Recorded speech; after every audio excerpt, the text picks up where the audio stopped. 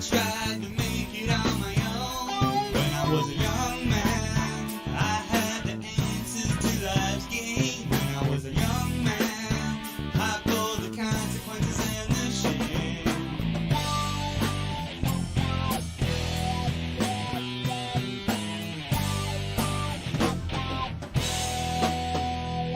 I got a little older, I took a good look at myself. I got a little older and put the bottle back on the shelf. I got a little older, I put away those childish games. I got a little older, well I got a little older. Things in life will change you. There ain't nothing you can do. Many people will come this way, never finding what is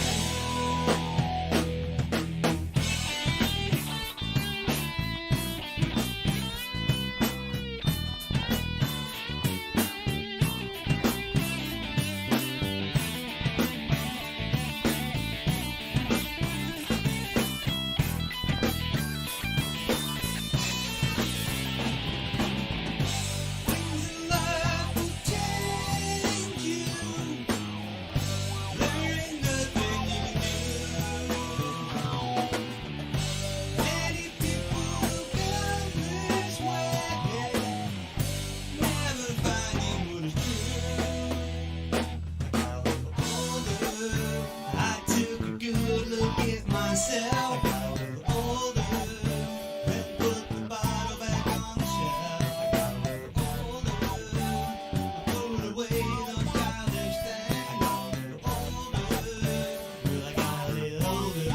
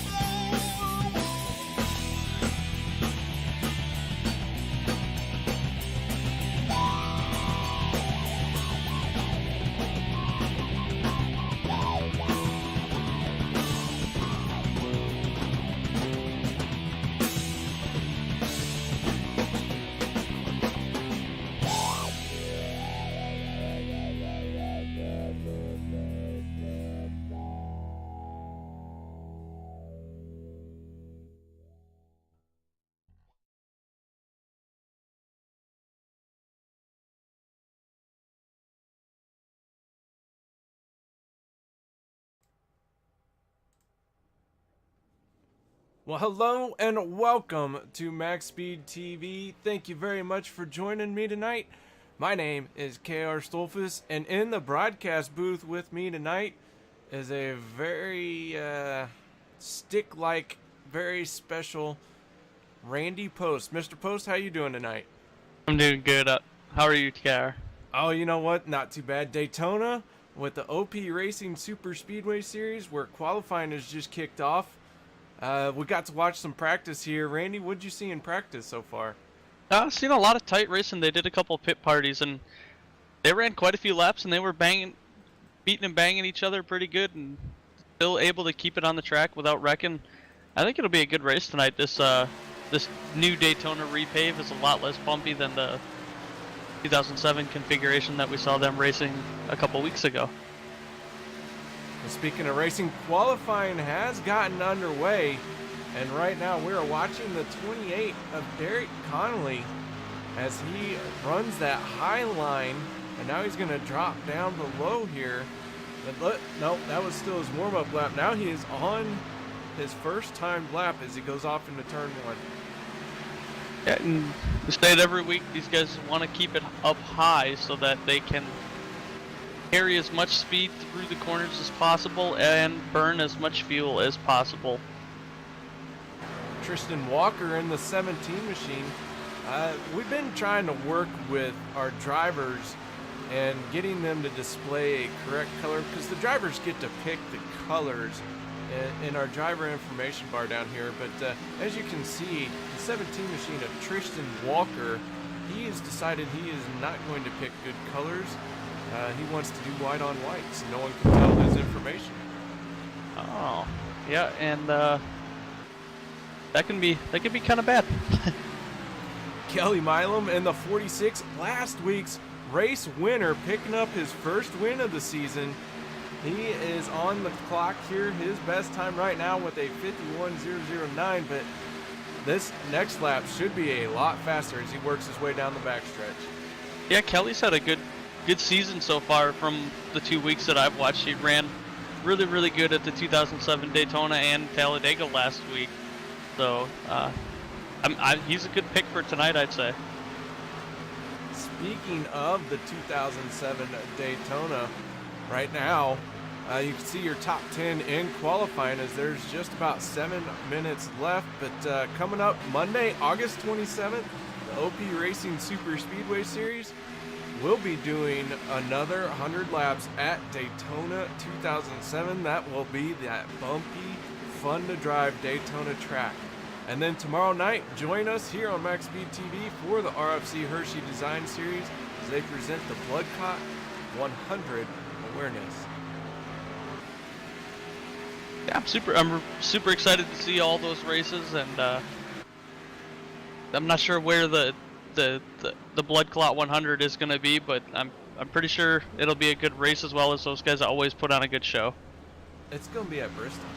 Oh boy. Always a good show. Yeah, going to be a great race, but before we can get to that one, man, we got to hold on tight to our hats here as the OP Racing Superspeedway Series does Daytona.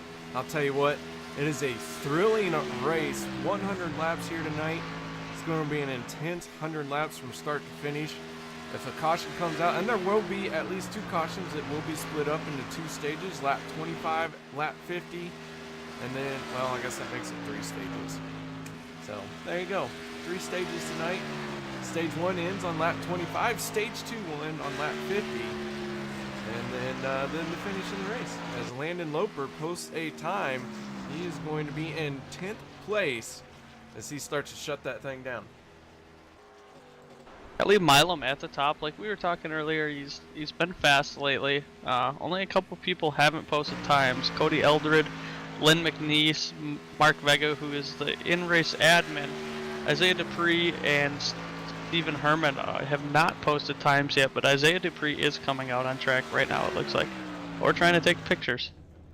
He is posing for some beautiful pictures, so we'll get him in here on this shot, make him famous. As he's trying to look all cool and everything. He's pretending he won the race. Oh, he's got a pretty car. I'd be posing for pictures as well. Richard Fletcher in the 43, he just shut his car down after completing his lap. He will start in 22nd place. And that right now we have one car gaining speed, and that is Travis Elliott. Although now I'm not sure what he's doing. Looks like he is just chilling out with a 50.049. So Travis Elliott taking it easy here around the track right now. He is the only car we have on track as well. He's on lap 3, so he's completed his qualifying laps. So he's just out for a Sunday cruise, kind of checking out the track, seeing what it's going to be like for him. Nothing wrong with that. Nice and easy drive around this 2.5 mile super speedway. Really lets you take in the sights and the sounds. Absolutely, lots of sounds, a lot of engines, a lot of tire noises, and who knows, maybe we'll hear a lot of crashing. We never know. This super speedways always produce some of the biggest wrecks of the year. They are big and spectacular. But wow. Alright, so looks like everyone who is going to qualify has taken a time. Oh, as I say that, Stephen Herman pulls out on track. Swervin' Herman Racing in that 71 machine. Out on track. We'll watch his qualifying time here in that rainbow and the black 71 machine. Does he have like a little worm as his like thing, a mascot for the Squirmin' Herman? I think it alludes to the fact that he can't hold the steering wheel straight. Oh no, I'm saying like a little mascot, cause like if he races the Squirmin' Herman racing, that'd be cool to have like a little white worm. That'd be kind of cool. Well, you know what, Randy? Maybe you need to give him that idea, because I'm not seeing a worm on his car. I think it would be a great idea to give him. Well, regardless, worm or no worm, Mr. Herman, he is out on track, and he is on the clock for his first lap here. Yeah, he's running that high line like everybody else does, and he'll dive it down the next lap. These laps, if you look, they are so close in qualifying times. I mean, all the way from first to, let's see here, 17th is within a 1/10 of a second. That is extremely close. So these super speedways, I don't even know how you can say what to do better on these things, because you're running flat-footed the entire time. Hey, you just gotta know where to put your car, know who you can trust, and cross your fingers pretty much. Absolutely. All right, guys, well, we're gonna step away, do the Star Spangled Banner, our national anthem, and we'll be right back after this. We take you down onto the track for our opening ceremonies. Ladies and gentlemen, please rise. Please remove your hats.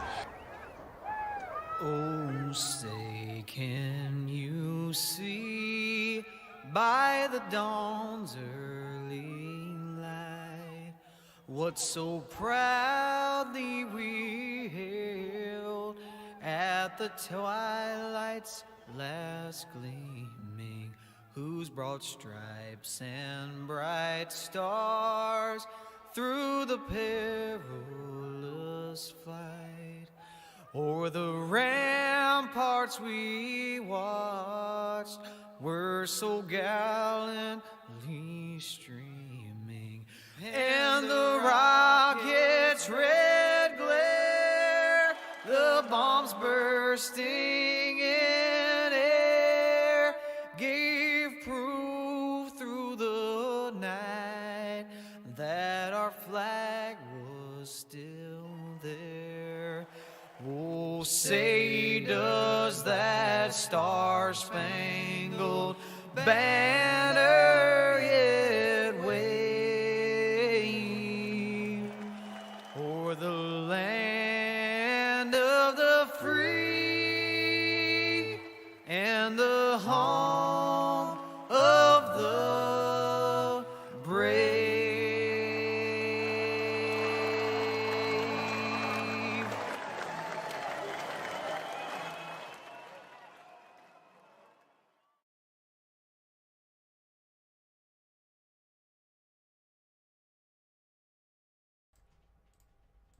Welcome back, ladies and gentlemen. Thank you very much for joining us here at Daytona.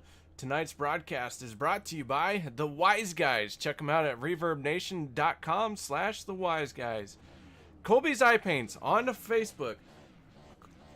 Facebook.com/Colby's Eye Paints. And give me a minute here. I clicked the wrong buttons. SimSpeedShop.com. If you need a button box or a custom button box or e-brake, check out SimSpeedShop.com. The Ohio IndyCar League. It's an IndyCar league out of Ohio, but you don't have to be. Check them out on Facebook at Ohio IndyCar League. iBog.co, the official graphics overlay supplier for Maxspeedtv, and the Hershey Design Company, your one-stop graphics shop. So guys, thank you very much for those sponsors here on Maxspeedtv. If you haven't done so, check out the link provided down below to our sponsors.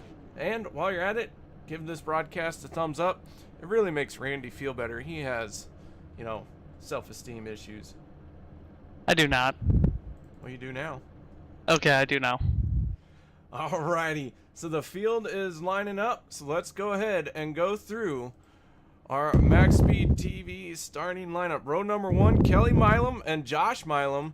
So the father-son team locking out row number 1. Row 2 is Derek Conley and Rick Seabrans. Row 3 will be Ernie Williams Jr. and Jordan Wright. Row 4 will be the 51 of Travis Elliott and the 39 of Jacob Sayers. Row 5 will be Dwayne Cooper and DJ Mitzel. Row 6 will be Cody Ober and Rick Greenaway. Row 7, Landon Loper and Glenn Bundren. Row 8 is going to be R. Chase Berry and Alex Green. Row 9 is going to be Tristan Walker and Stephen Herman. Row 10 is going to be Robert Payne and Douglas Rice. Row 11 is going to be Aspen Belvin and Scott Bellum. Row 12 is going to be Richard Fletcher and Mark A. Vega. And row 12 is going to be Cody Eldred and Josh Durham. Row 13 is going to be Isaiah Dupree and Len McNeese. That's going to round out tonight's field. That'll do it, and we'll forgive you for still not being able to count your rows. Oh my, Lantha.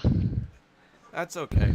When they don't take a time, they get sorted all kinds of different. And the 2 drivers who didn't take a time really messed up the lineup. Or I should say 3 drivers, so. Mark Vega obviously being the in-race admin, that's kind of where I got hung up because I knew he wasn't racing tonight.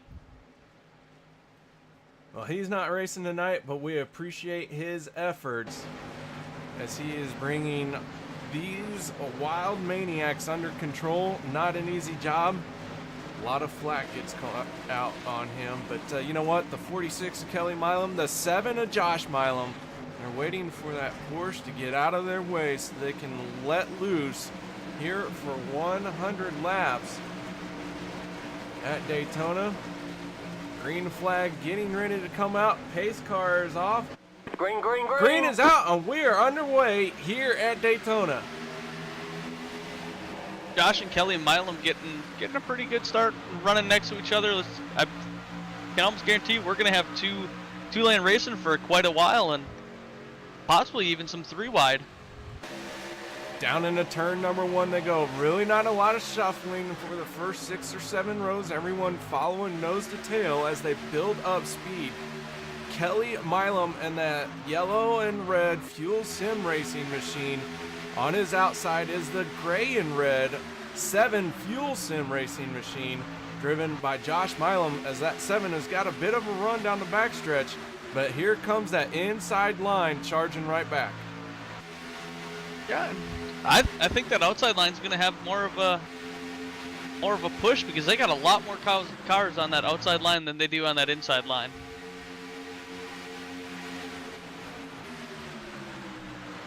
Down in that little short shoot to turn 1, and I say it's short, but man, it's a long time, but we're going so fast, you're on it in such a short amount of time. That is, that's Daytona for you. Things just go really fast, and if something goes wrong, you're in trouble in a hurry. Oh, excuse me. Absolutely. These things, these are really hard to drive on the super speedways because they got a weird bumper, and they get a bad bumper hook really quick, and sometimes you don't even know that your bumper's on the guy in front of you. So it can be kind of scary. As we go on the board with the 1 machine of Rick Greenaway as he is rim riding right along that outside wall, trying to get a 3rd lane going. But Rick Greenaway right now, man, is he close to that wall. I don't know if he's trying to get a 3rd lane going or the 61 kind of stuck his nose in where there was a lane and kind of made it 3 wide, but they're holding it pretty well as the 61 of DJ Mitzel is getting up there. The next passing Jacob Sayers is Rick Greenaway is going to dive down in the middle now and try to push him. Greenaway making it 3 wide through the middle with Jacob Sayers and that blue 39 machine on the high side. And now Sayers going to fall back to the 8 of Cody Ober and the 51 machine as well of Travis Elliott. Yeah, Jacob Sayers lost a lot of momentum there. He dropped about 3 spots on that high line after he was kind of shoved out of the draft there.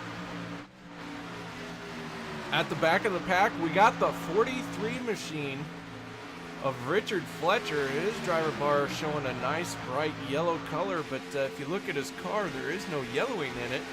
So quite the interesting choice of colors.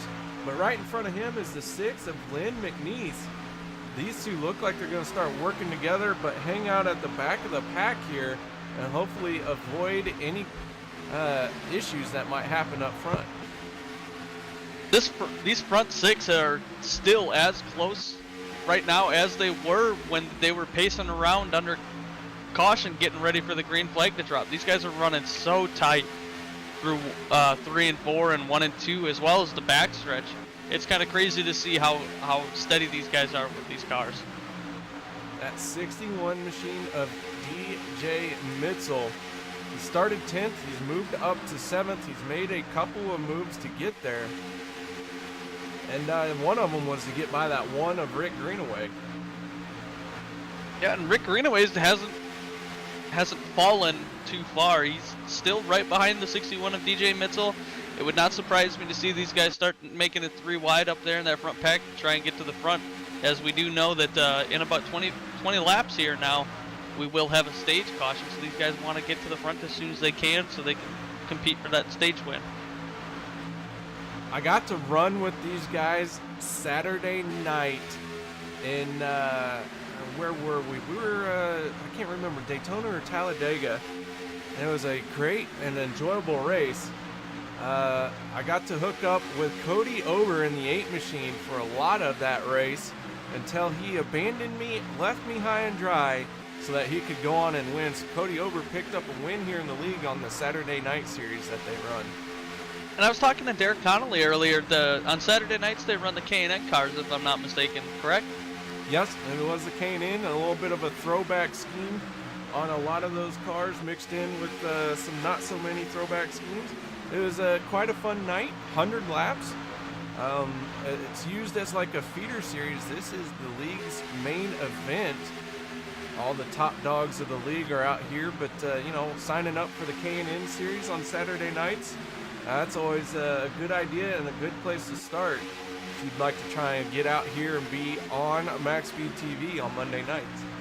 Absolutely, and those K&N cars are absolutely a blast on super speedways. It kind of gives you a feel of what used to happen back in the Dale Earnhardt era, or those guys when they would run those cars, and you really feel like wow, there's really not a lot around me. Yeah, it's a good feeling getting out in those cars. This draft pack racing. I made a petition that I should have finished 5th. We'll see if that shakes out or not. As we got cars in the wall, Rick Greenaway going around. The 61 into the wall. And the 51 as well collected in that, and the 8 of Cody Ober, Travis Elliott in the 51, the 00 of Wayne Cooper, and the 17 of, I'm trying to find it, Tristan Walker in it as well. Many more, but I couldn't catch them all. I was trying to click on their timing screens as fast as it was going by, and it just kept messing it up. So we're going to go to our Maxspeedtv replay and really bring it to you as to what happened. We saw the 61 get into the wall, the 1 of Rick Greenaway get involved as well. We'll go ahead and go on board with Rick Greenaway. And it looks like just a little bit of an unfortunate hook to the 61. That's going to send the 91 around. Several other cars going for a ride here in these early stages of this race. Yeah, that's what I was talking about earlier when I said the unfortunate bumper hooks. And being a driver, you don't always know that is what's going on. And you can see here that Rick Greenaway might not have exactly known that car was on the bumper of the 61 at DJ Mitzel.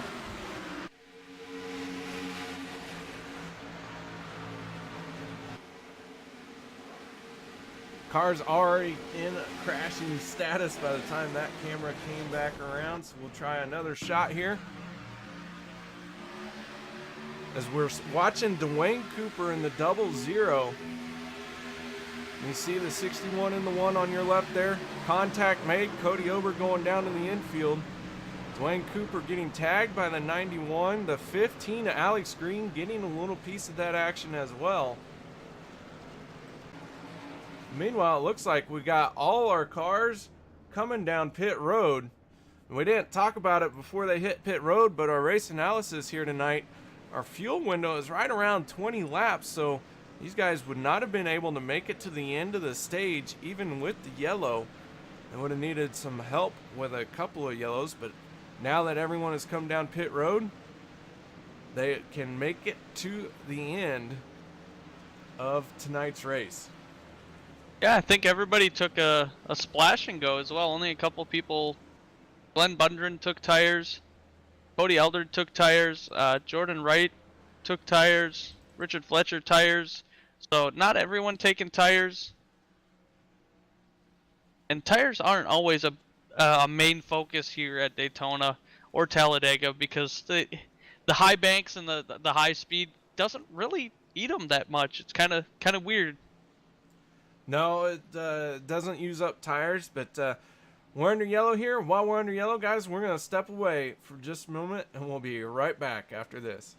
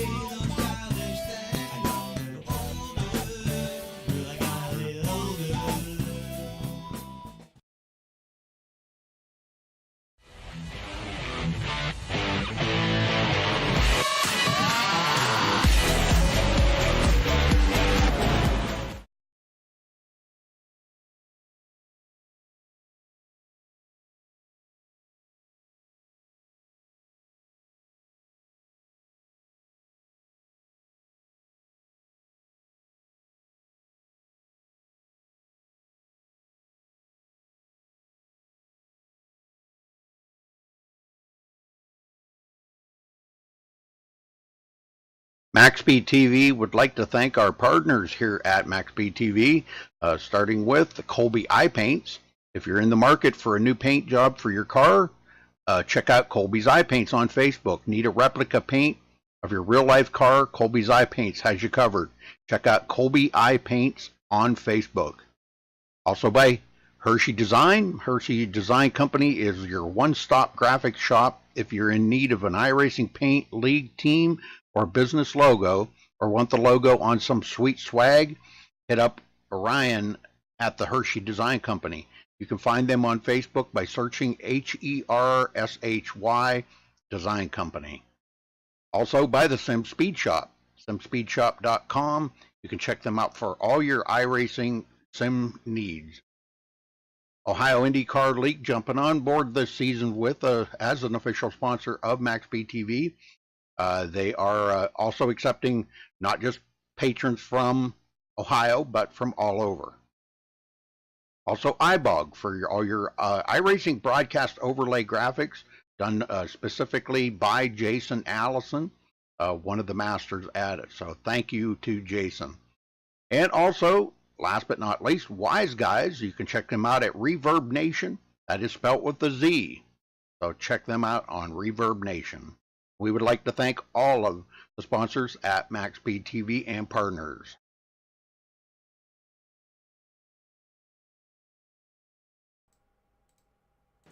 Welcome back, ladies and gentlemen. As the lights are out on the pace car, the field is starting to form up, or they are formed up, I should say. And row number 1 for this restart is going to be the 4 of Rick Sebrands and the 7 of Josh Milam. Row number 2 will be Kelly Milam and Derek Connolly, as those 4 cars right there waiting very patiently for that pace car to get out of the way.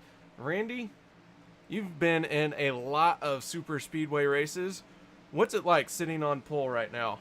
Oh man, you're thinking, who can I trust to push me to get a good jump, and how can I keep these guys behind me, especially with 10-ish laps to go in this stage. And Rick Sebrands is gonna get a good jump there, and I personally wouldn't do that, just because now these guys are gonna group up together and get by you possibly on that outside line, because they're gonna have a lot of momentum going into turn 1, as they do. And the 7 of Josh Milam is door to door with the 4 of Rick Sebrands now, and with Derek Connolly pushing Josh Milam and Kelly Milam on his inside. 3 teammates in 2nd, 3rd, and 4th right now, as we got the 23 of Landon Loper going down low below the yellow line, able to save it and get back up on track without hitting anybody, so that's good. Big green flag racing for lap 13. So Landon Loper having a bit of a moment there, but getting back on track, no issues, as the 7 of Josh Milam is going to start nosing out in front of the 4 of Rick Sebrands. And Rick now trying to battle back. Rick has led 6 laps here tonight, and the 7 machine of Kelly Milam has led 6 as well. Not the 7, the 46 of Kelly Milam. Boy, those 2 are really gonna give me a fit tonight. I was gonna say, I think the 7 is Josh Milam, not the 46. Well, at least I can count. You do have that going for you. I could spell. We could make a great team. We could, if only we could figure out how to make it work with just smashing both the brains together. Absolutely. Anyways, back to the racing at hand. We're nearing about 10 laps left in stage number 1. Is Josh Milam now running that high side still? He has been on the high side all night long. Has been working it. He has not abandoned anybody on that high side that has helped him get in front. So I don't know if he's not willing to come down yet, or if he thinks riding around on the high side is going to be the safest option. I'm looking back at the pack here. We're seeing something that we don't usually see in this league here on Monday nights, but we have only 2 distinct groups after like 3 green flag laps. Normally these guys break up into 3 or 4 groups, but right now they've got 2 distinct groups, and that second group is only about 3 seconds off the lead pack, and that's really not far from where they are normally. But normally we see a lot more packs forming up. I wonder if the smoothness of this track kind of deters people from breaking off. Well, the 37 of Glenn Bundren had an extended pit stop, so he might have had a bit of damage that he was trying to hammer out for that extended pit stop. Not using a fast repair, maybe that damage is just catching a little extra wind, slowing them down. That 14 machine of Cody Eldred. Cody is a previous winner here this season as well. He's kind of running in the back right now. These 2 working together. Might just be trying to ride around, get to the end of stage number 2 before they really start going to the front.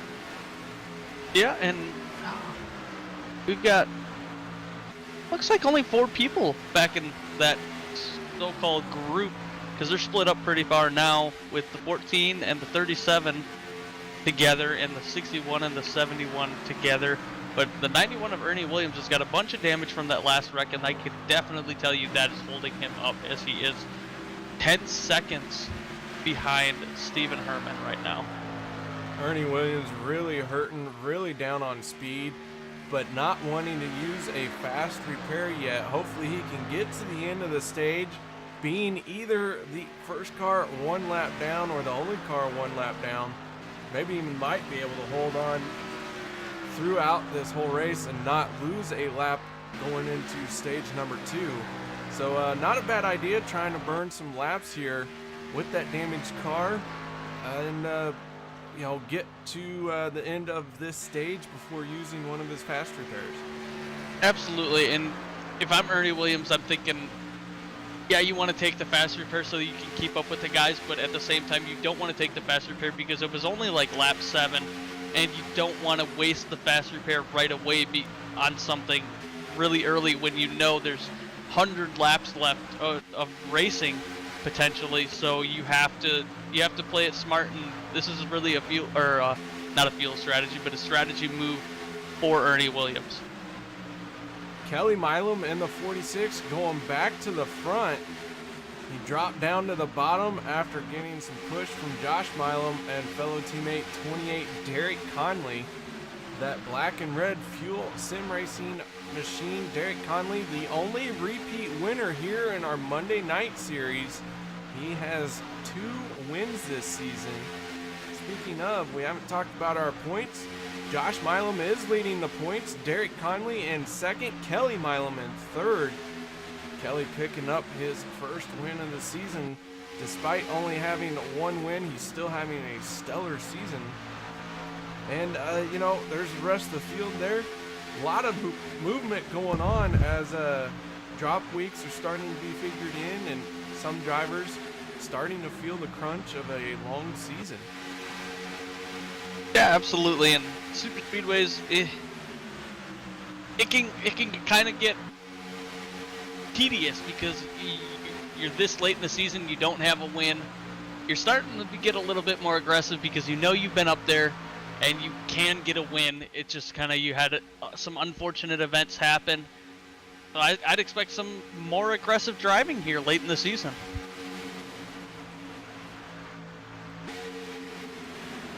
Isaiah Dupree in the 93, he was taking selfies during qualifying on the start-finish line. Right now, he started 27th. He is running 13th, so he has moved through the field a little bit. He is part of those FSR guys that are up front, so he might be trying to work his way to them, and that would complete all of the FSR guys as soon as Ernie Williams gets that damage fixed as well. Absolutely. And I know last week we were talking to Josh and Kelly Milam, and their main goal last week was try to get as many of the fuel racing guys up front so that they could have a great team finish. I'm sorry, Isaiah is not an FSR driver. He is a DEI wannabe, along with Robert Payne, Cody Ober, and Alex Green. I wrote down the wrong note. I'm gonna get fired. No. I can't count, and I'm still not fired. We gotta be good. Okay. Anyways, go ahead. The four of Rick Sebrins pushing the daylights out of Kelly Milam, but we're looking 3 wide. The 51 of Travis Elliott, after being involved in that accident, was just looking to take it 3 wide for the lead, possibly. Derek Connolly pushing Josh Milam, who is a teammate, so I don't think he's gonna look to get around him too quick. Jacob Sayers pushing the 4 of Rick Sebrins, been up front all night.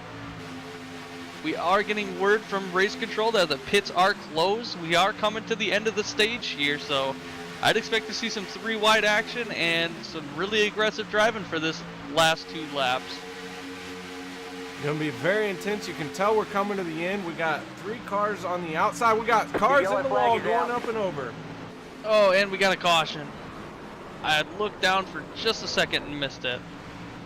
The 3 machine of Robert Payne going for a wild ride as he gets up and into the air. We're gonna back this up, go to our Maxspeedtv replay, and that is gonna end this stage, and we'll check out exactly how it all went down.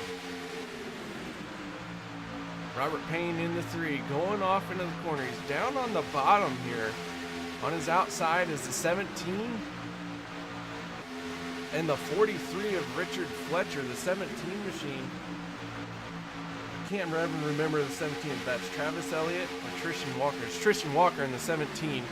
Getting turned by the 43 of Richard Fletcher, going up and over, collecting Landon Loper in the 23. Landon going for a wild ride. Richard Fletcher's down on the grass there. We'll check this out from on board with Landon Loper.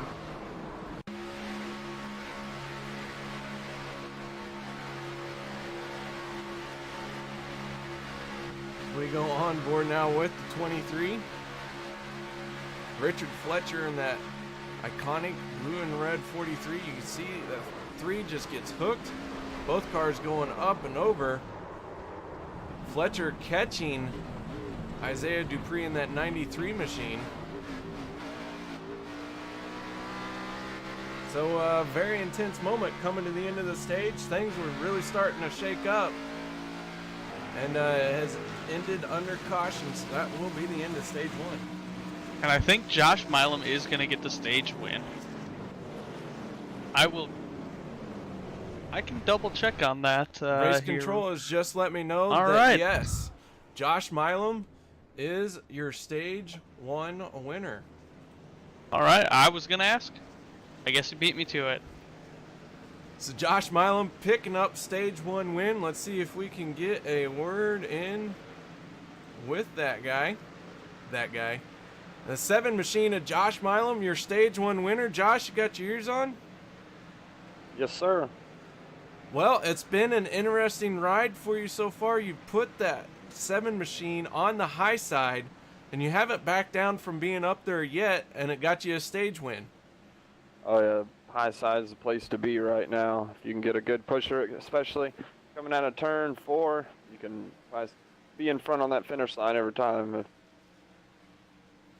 Well, a great stage 1 going for you. Looking forward into stage 2, should we expect more of the same from you, or are you just going to try and find somebody to work with? Looks like I took tires on this pit. Looks like I fell back to about 10th or so. I'm going to try to get back up front and help 2 teammates out and see what happens from there. All right, Josh. Well, congratulations on your stage 1 win. We'll let you go and get planning and get back after it. All right, man. Thanks. This is Josh Milam, your stage winner. So, Randy, stage 1 is over. What do you say we step away for just a moment and be right back after this?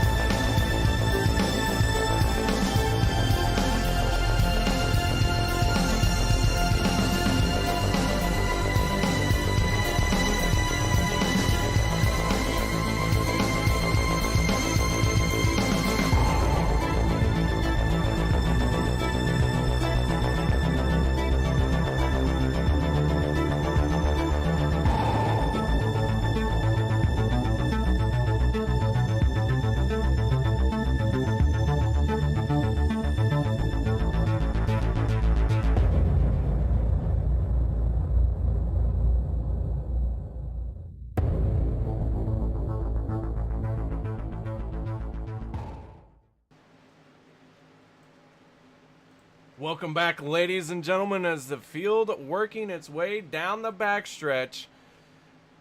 Lights are out on the pace car, the 28 machine on the outside of the 46.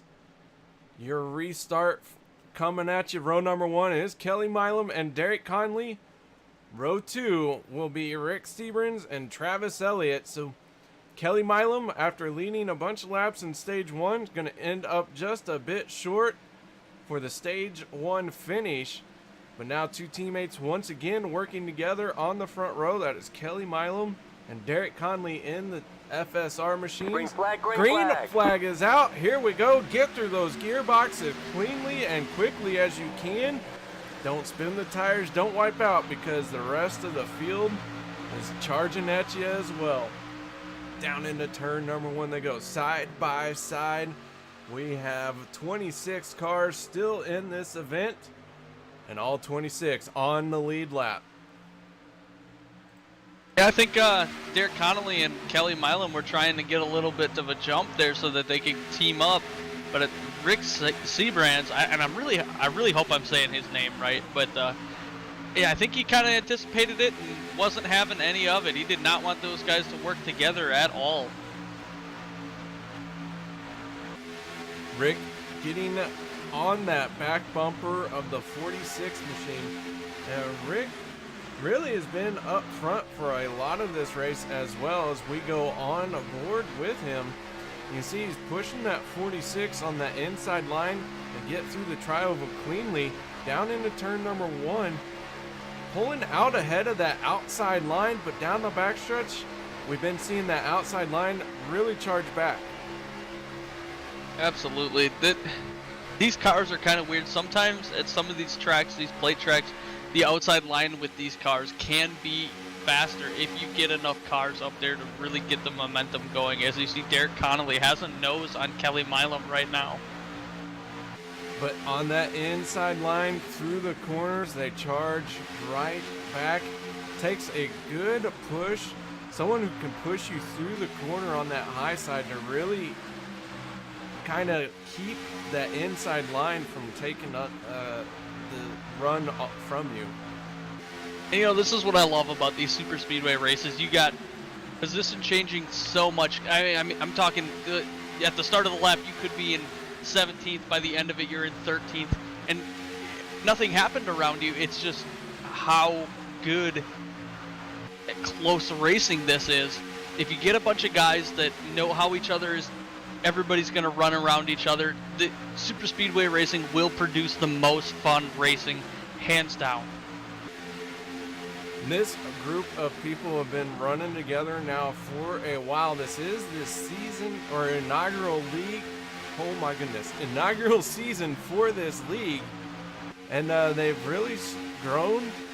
The driver count has continued to rise. The driver quality has also improved, and they're looking to do more and more and just continue on this trend that they have going on. So really a lot of good stuff coming from this OP Racing League.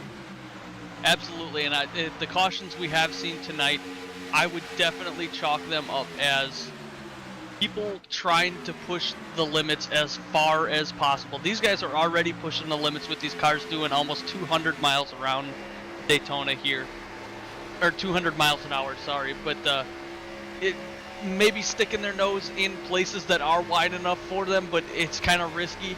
That's what I would say has caused these cautions. Every single one of them, they know what they're doing, and it just didn't go the way they thought it was going to go when it happened. I really enjoy watching these guys race. Riding on board with the 35 of Doug Rice is the 15 of Alex Green. Alex Green, you see some damage on that one, and now we see the 91. We mentioned he was probably going to use a fast repair at that stage caution flag, and he did. That 91 machine looking nice and smooth and straight again. And here he is. He's running in the second group. Ernie Williams right now running in 20th place. Yeah, this I'm watching the front pack here, and they are running so good. A little bit swirly towards the back, which is to be expected because those guys have to check up a lot more as the air is coming onto them. So a little slight change in air kind of shakes the car around, but these guys are running really, really good. Derek Connolly in third on that outside line. That inside line is kind of starting to walk away from the outside line. I don't know if I said the inside line, but the inside line definitely the more dominant line right now. Derek Connolly leading that outside line with Kelly Milam on the inside line leading. The 51 machine of Travis Elliott, second car on the high side. We're going to go on board with Elliott here as he goes through the tri-oval, trying to get to that back bumper of the 28 machine. But right now, a little bit of a gap between him and the 28, and that is really going to allow that inside line to charge ahead here. And now a run being generated by the 51. Going to give a good little shunt here to the 28. These guys are going to shoot down this backstretch. Absolutely. These guys are doing 190 miles an hour on the backstretch. And it looks like Derek Connolly got a massive run. The camera angle I was looking at was kind of weird, but I didn't see that coming until he was already got a nose on him. The 17 machine of Tristan Walker in that powder blue Monster Energy car. He is right now third car on the high side. Still running a white driver bar. I'm going to call him out every time I see that until he fixes it. That's just rude. RUD, rude. RUD. Yeah. All right, let's look at how I want to check out the back. Some of the guys that are running in that backpack here. I'm looking at Alex Green right now. These guys have been single file, it looks like, for quite a while because they're kind of spread out. The 6 of Len McNeese is pushing the 15 Alex Green, and they've got a little bit of space in between each other there from the front pack to these guys, and it would not surprise me if these guys get a train going as they're starting to suck up to each other and try to catch that lead pack and get back with those guys to make some moves as we're about 15-ish laps away from the stage again already. Yeah, stage 2 winding down quickly. This second group has been working really hard to close the distance and get into this lead pack as well. And it looks like they're about there. Despite the damage of the 15 machine, this Doug Rice 35 machine has led this train. And now we see the 11 peeling off for pit road. That is Chase Berry in the 11 machine, backed by Lego. And hopefully his pit crew is not as stiff as the Legos are. They're going to need to be on point here for this green flag pit stop. Yeah, and if you notice, we've been green flag for quite a while, so these guys are going to start to look to pit because they cannot make it on fuel the entire stage. So these guys should be starting to pit pretty quick here, I would assume that way. And I really think once the leader goes, everybody else is going to go because they want to stay together. They want to have that pack racing because as soon as one person dives off, they kind of get left out to dry, and there's a possibility of them going a lap down real fast. The 3 of Robert Payne running that high side. He is the third car in the third lane right now. The 23 of Landon Loper, the 1 of Rick Greenaway, and the 3 of Robert Payne. Is Greenaway going to get into the wall? 4 wide squeeze. Now the 93 and the 3 make contact. Looks like everyone's going to get that sorted without a caution. That was some really good driving that they were able to save it and not cause a big wreck. Because I saw 3 different cars up into that wall there, and it could have been really ugly for some of these drivers. So some damage on the 93 and the 3 again tonight.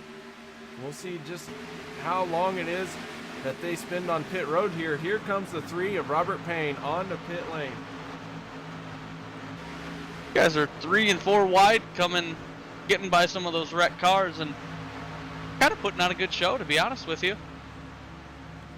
Very, very tight racing. Cody Eldred in the 14 machine, taking advantage of those cars, getting all bunched up. He is now in 16th place.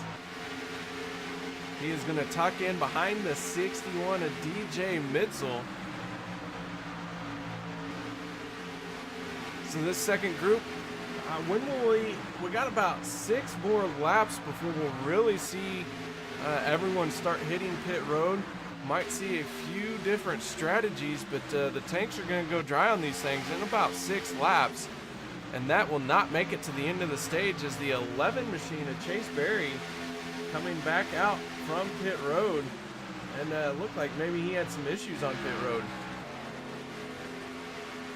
He was on pit road for about 28 seconds. I'm not 100% sure. Ooh, he might get a black flag after looking. I don't think he exited where he was supposed to, so really hope he doesn't get that black flag, but I didn't see any issues for him. Back up front, the field coming around to put a lap on that 3 machine of Robert Payne. Robert was on pit road and back off pit road, so now he is down a lap. He will be the first car 1 lap down.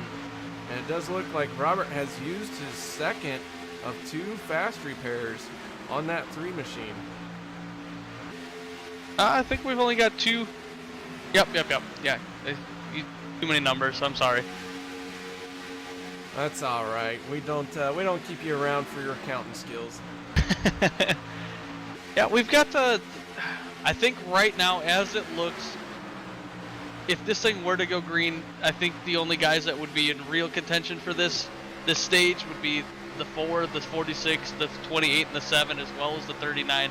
Some of the other guys are kind of a little bit far back to really have a shot, but these guys haven't pit yet, so they're gonna have to pit, and we'll see how that goes and where they're gonna come out at. I would expect them to pit within the next 3 laps.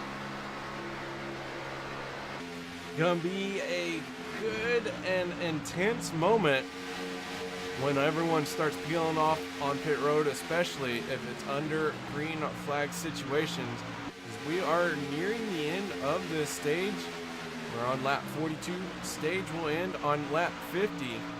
As soon as they cross the line, the caution flag will be thrown by race control, and that will be the end of stage number 2, and then it's a 50-lap shootout to the end of this thing. But 3 cars, Fuel Sim Racing, the 46, the 28, and the 7, teammates all working together here, trying to find a way to get this number 4 machine, Rick Seabrans, out of the picture so that these 3 can work together. But Rick is holding on to that top spot, top 2 constantly.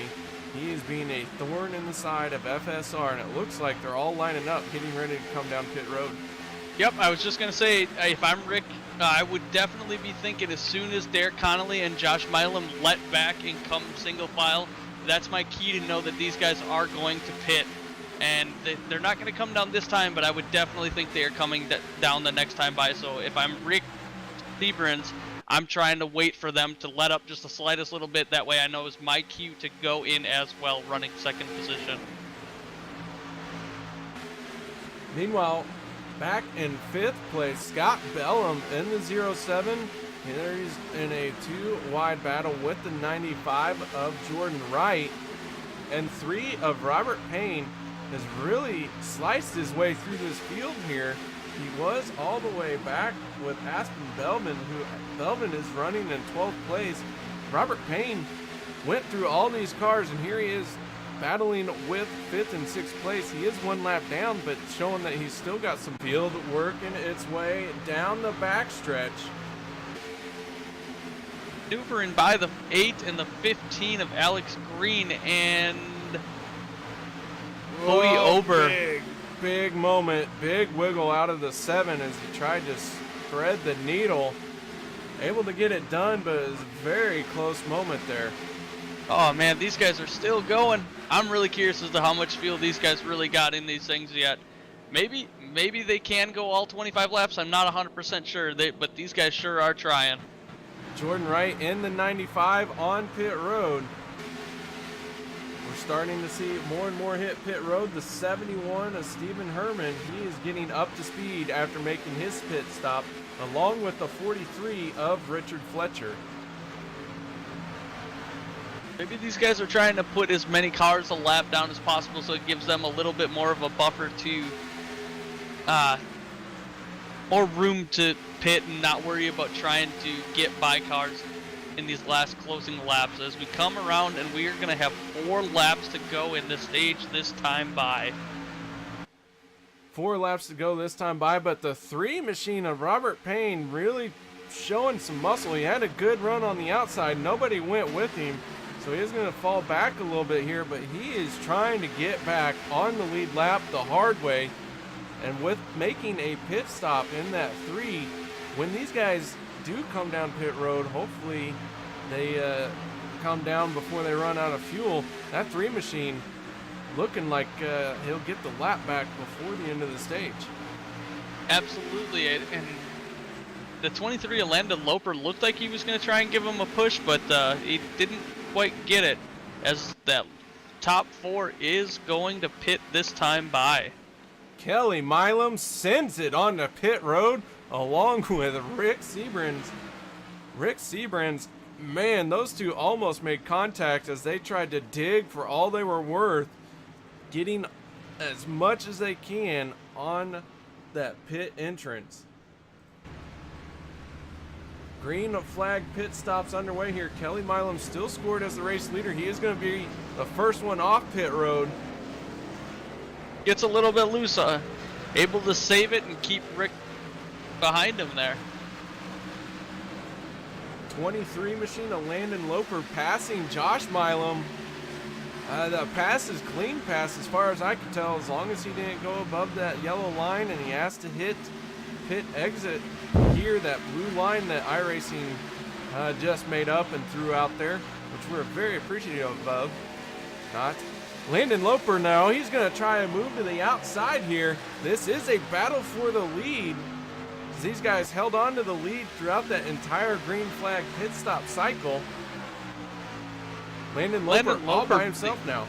Landon Loper the only one up there, and it looks like Josh Milam might be letting off a little bit to try and get Derek Connolly to catch up.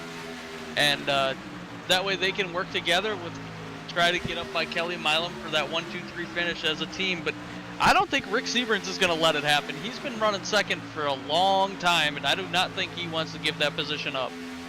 No, and with the final lap of this stage underway, it is going to be a very much of a nail-biter to the end of this thing. If Rick wants to make a move, he's got to wait for that 23 to go with him. I don't know, but I think Landon Loper has ideas of winning this stage on his own, so it's going to be, it could be a 3-way battle down the front stretch here for this stage 2 win. Absolutely. If I'm Kelly Milam, I'm going to keep that car as close to that yellow line as possible, because if I give him any room on the inside, you see what's going to happen here, but Kelly Milam is going to be able to get the stage win. And the stage caution flag flies for the stage. Stage 2 winner is going to be the 46 of Kelly Milam. And one of the things that really impressed me was he was able to slow that car down enough to get on pit road without getting a penalty, and here he is winning the stage. Oh, I can definitely tell. The way he entered pit road, he's definitely practiced that situation multiple times. It made a big difference because Rick Seabrans was also charging into there, and Kelly got all he could, and here he is ending up with the stage 2 win. All right, let's pull him up here. Randy, how about you do the interview with our stage 2 winner, Kelly Milam? Absolutely. Kelly, you got your ears on, and this is Randy up in the broadcast booth. Coming through.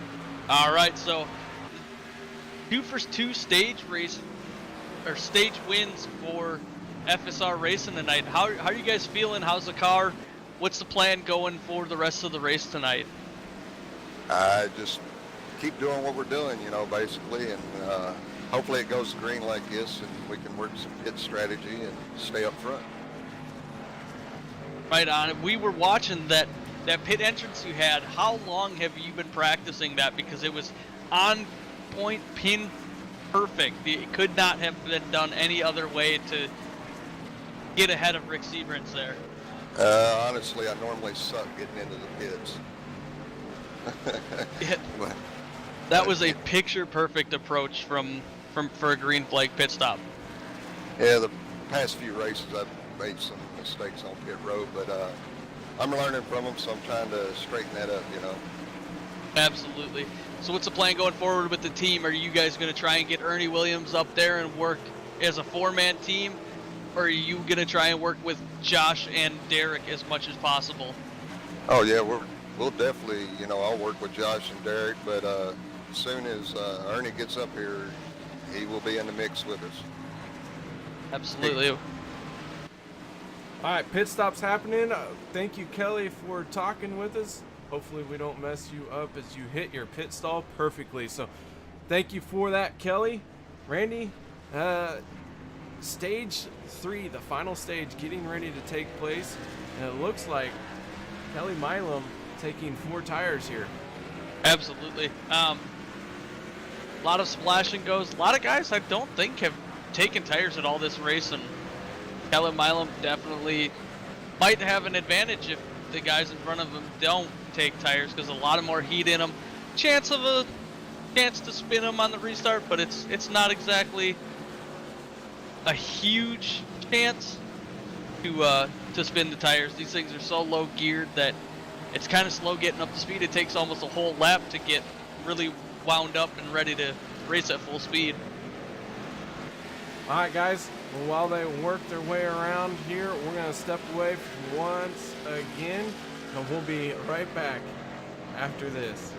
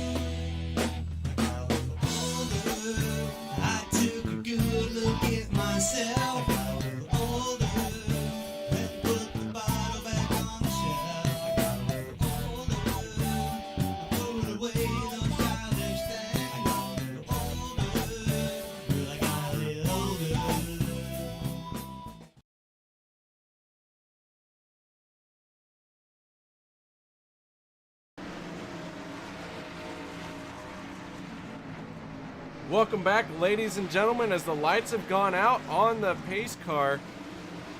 The 6 machine of Lynn McNeese.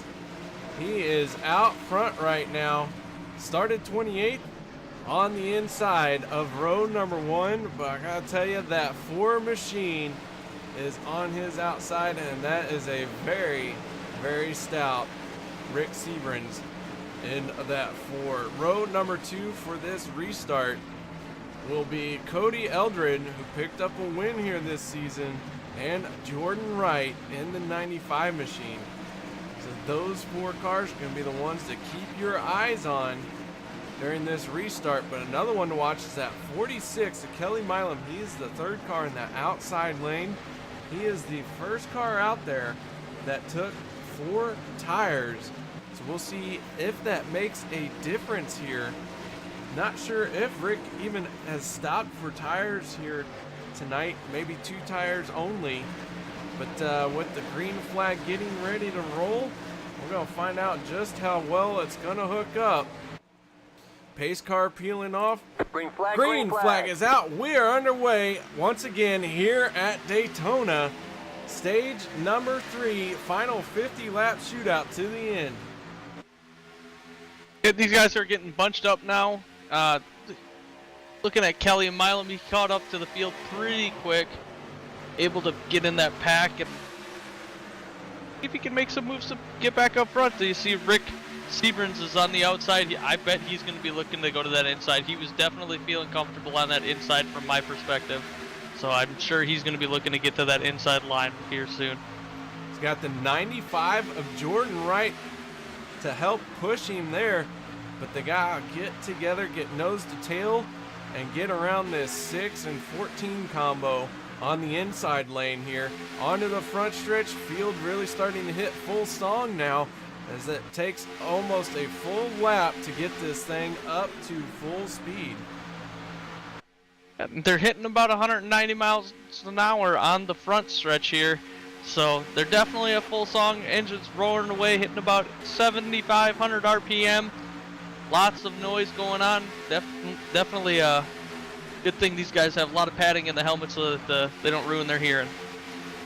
Earplugs are a must for a lot of these drivers. I use headphones when I'm doing my iRacing stuff, and I'm pretty sure my headphones are louder than when I'm in my real race car with earplugs. That can definitely be a good thing to train yourself there. I'm not sure it's a good thing. I think I'm just trying to make myself go deaf. Maybe that's a good thing. What? All right, so Dwayne Cooper in the 00 machine. He's the 3rd car on the inside line. He has been a driver that has been in the front for a lot of these races, just has not quite been able to seal the deal. And here he is back in the front once again. We'll see if he can get his first win of this season. The race is winding down. After this one, we'll have 4 races left in the regular season, and then the top 13 drivers will be in the chase. So Dwayne Cooper trying to lock himself in, but with a race win. Yeah, I just saw the 3 and the 7 get into each other a little bit there. No damage or nothing, but they kind of tapped each other a little bit, and could have been bad, but we've got a lot of good drivers there. Robert Payne being a great driver and Josh Milam being a great driver, able to continue on without any hiccups there. Very close, as you mentioned. A lot of close racing, door-to-door action here, nose to tail, bumper to bumper, all kinds of other words used to describe this stuff. If you got one, make it up, send it here in YouTube chat. Otherwise, I'm just going to keep saying the same old stuff. I mean, I've got a couple more, but I don't know if they're like PG rated.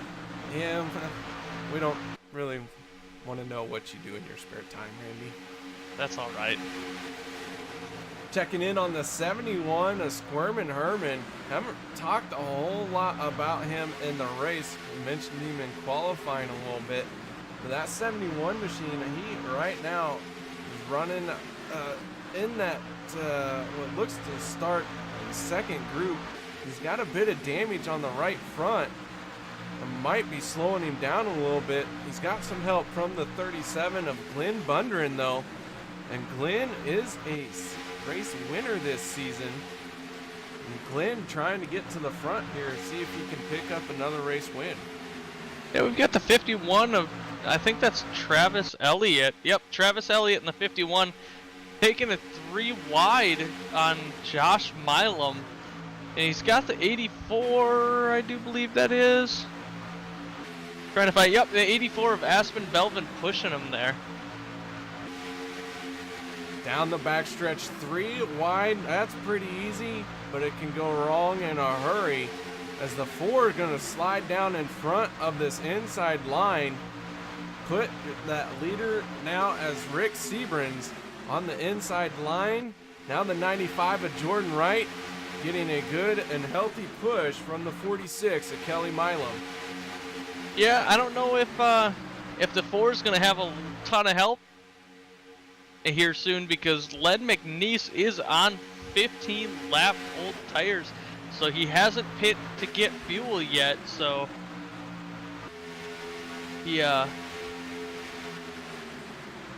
oh man, he's gonna have to dive down here soon to get fuel. Well, on the inside line is where you want to be. Can be a little tricky to, well, he's already there, that 6 machine of Len McNeese. He's got a little bit of time before he needs fuel, but yeah, 3 wide still. This is gonna be 3 rows deep. racing. Yeah. And Daytona's not like Talladega. It's a lot harder to fit 3 wide. You got to be a lot more stable than Talladega, because Talladega is so much more wide than Daytona. It's a lot tighter. Yeah, Daytona's not as wide as Talladega, not as much room.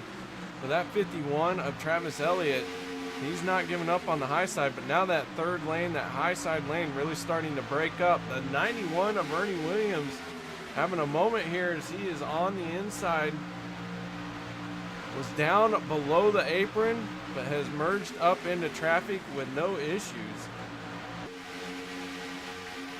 Absolutely. We've got lots of, like, I kind of want to say not famous names, but familiar faces up in that top 5. Kelly Milam, Josh Milam, Rick Seabrans up in the top 5 to 6. So those guys really making an appearance tonight. And we've got the 95 of Jordan Wright and Len McNeese.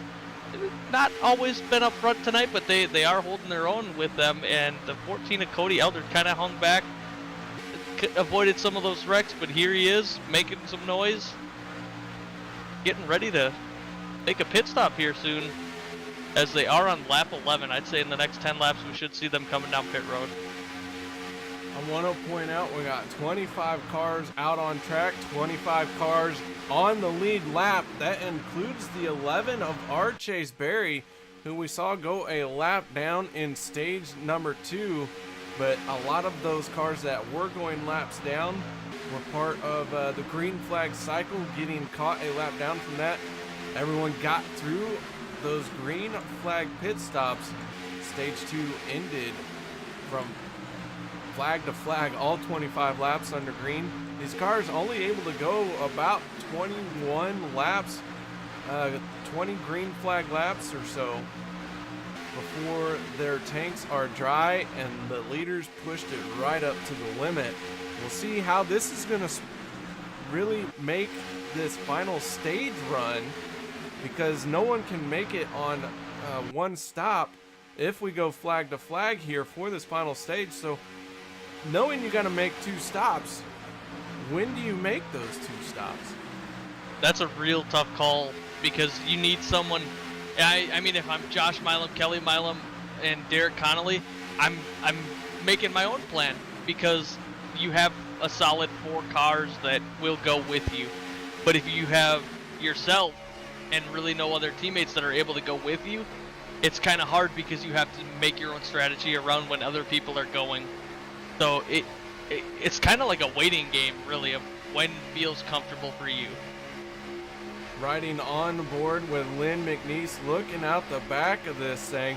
You see that hungry field. Everyone just trying to work together, get through this. The 51 still that high line. Now he's going to tuck down in behind the 28 of Derek Conley. in this inside lane, getting a good run through the corner and onto the backstretch. The 11 of Archase Berry taking it to the high side, making it 3 wide on Alex Green, and the 3 of Robert Payne as well. And I think he's bringing the 51 of Travis Elliott as well. Travis Elliott has really been trying to work that high side, get that third lane going, but it gets so tight. And the 1 of Rick Greenaway, big time wiggle, got a little tight coming off of turn 4. Thought he was going to make contact, but everyone got through it okay. And now that high side really starting to make some ground up. We go on board with Travis Elliott through the corners here and down the backstretch. They're going to get a great run, but a lot of faith is going to have to be used on that inside line as, you know, coming off the corner, these cars are going to get really tight. Yeah, absolutely. I was watching Rick Greenaway and that big time wiggle. I know when I get into the corners and I'm real close 3 wide, kind of getting pinched a little bit, and I'm in the middle, my nerves start to act up, and I get a little happy with the wheel, and that can cause some issues. So it kind of looks like that, but I don't want to call that nerves, because I don't know if he's nervous about it, but he's definitely able to keep a hold of that car and not wreck. As I say, 17 to Tristan Walker going around. Catching the 91 of Ernie Williams. Ernie in yet another incident out here tonight, just not the night he wanted to have. The 17 smoking on fire, big old plumes of black smoke coming out of that powder blue 17 machine. Yeah, we've got a couple people that are smoking. 91 of Ernie Williams, 17 of Tristan Walker, and I think the 39 might have gotten into it. No, it wasn't the 39.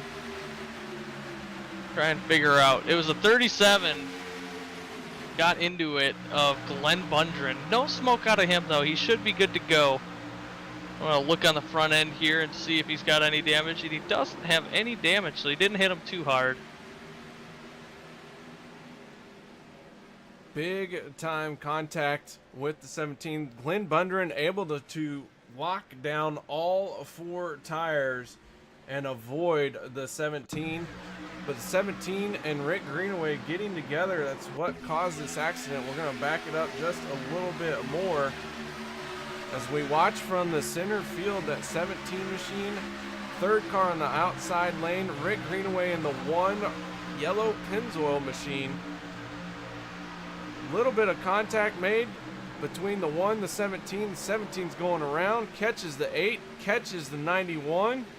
Aspen Belvin in the 84 trying to get out of the way. The 37 locking it down. So a big accident here for the 17 and the 91.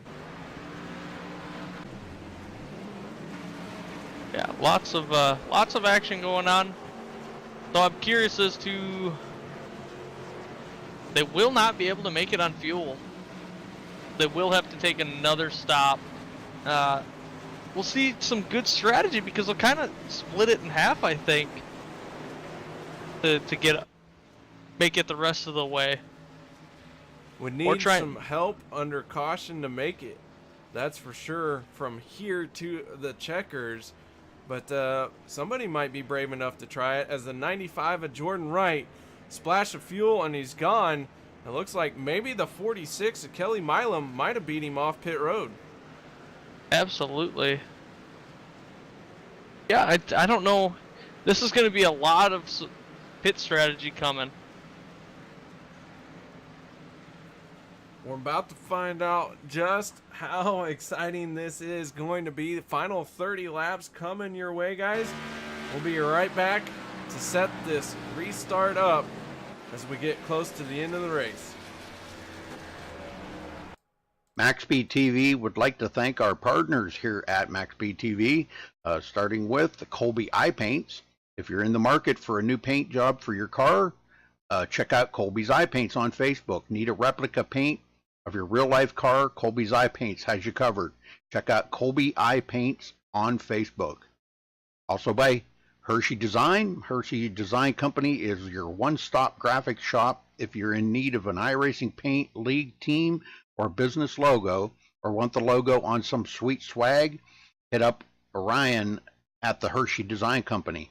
You can find them on Facebook by searching HERSHY Design Company. Also by the Sim Speed Shop, simspeedshop.com. You can check them out for all your iRacing sim needs. Ohio IndyCar League jumping on board this season with as an official sponsor of Maxspeedtv. They are also accepting not just patrons from Ohio, but from all over.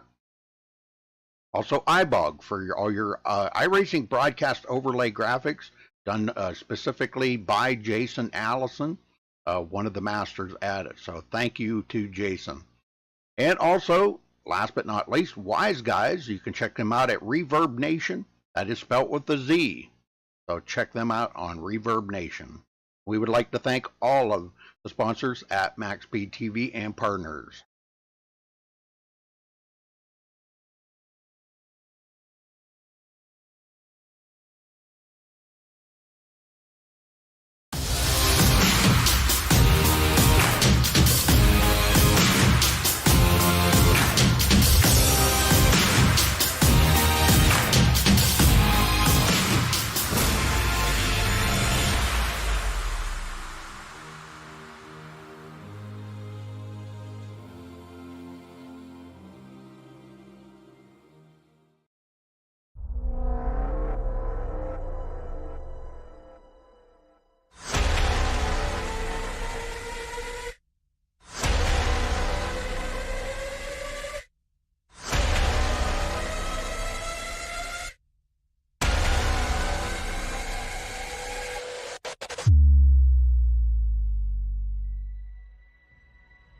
The car behind me is my Chili Bowl midget, the one that I won the Chili Bowl with.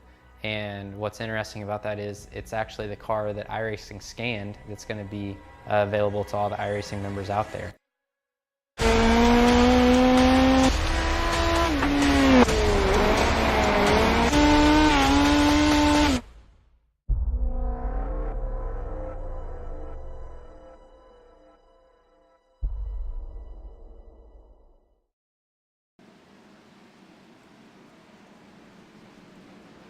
Welcome back, ladies and gentlemen, as the field's starting to form up. Lights have gone out on that Porsche pace car, and Jordan Wright and Kelly Milam are on the front row here for this restart. The 11 of Chase Berry and the 7 of Josh Milam making up row number 2, and the 51 machine, Travis Elliott, digging hard in that third lane up until this caution. He is on the outside for this restart. We'll see just how fast it is before he gets back into that third lane here tonight. Yeah, I don't know about you, but I'm really excited to see these guys race. They've ran an awesome race so far tonight. I think we've only had 2 cautions other than the stage cautions. Absolutely great race so far. Really looking forward to see how the end of this race is going to turn out. We are working, well, you know what, let's go ahead and pull it up for our viewers. We are working our 4th caution. Our 2nd caution of the night came as they were coming to the end of stage number 1. Big accident happened, overlapped into the stage, and that is what gave the win to Josh Milam. So race car peeling off. Green flag is out. Jordan Wright on the inside in the 95. Kelly Milam and Josh Milam getting nose to tail very quickly in the outside lane. Be watching these guys to get a good run here and down the backstretch and try and get in front of the 95 of Jordan Wright. Yeah, I was watching the 00 of Dwayne Cooper. He got an absolutely great start. Got up to the back bumper of the 14 of Cody Eldred and was able to give him a huge shove. And these guys are really closing the gaps on that inside line. They're getting formed up pretty quick here, but that outside line has a lot of momentum. Josh Milam and Kelly Milam have cleared the 95 of Jordan Wright, but they're electing to stay high here. They had a ton of room, all the time in the world, to drop down below, but so far they're going to stay on that high side and work very closely together here. Josh all over that back bumper. When you're pushing like that, though, you can do that for a few laps, but then you got to get your nose out and get some clean airs. We're going to go 3 wide here with the 11 of Chase Berry and the 51 of Travis Elliott. Yeah, these guys are going for the lead. There's no ifs, ands, or buts about it. They're trying to get up front and lead a couple laps here because these guys have been really working that high side line. Chase Berry and Travis, what's his last name? Elliott, Travis Elliott, have been working that high line, really trying to get up front and not have to deal with that second line. Another car who is finally starting to make it to the front, the 15 machine of Alex Green. Alex is an electrifying driver here in this series, and tonight has been no different. He's been caught up in an incident or two. Got the nose of that thing looking all nice and pretty though for now, but this 15 machine, if it gets a whiff of the win or the lead, watch out, because he will find a way to stick that thing out front.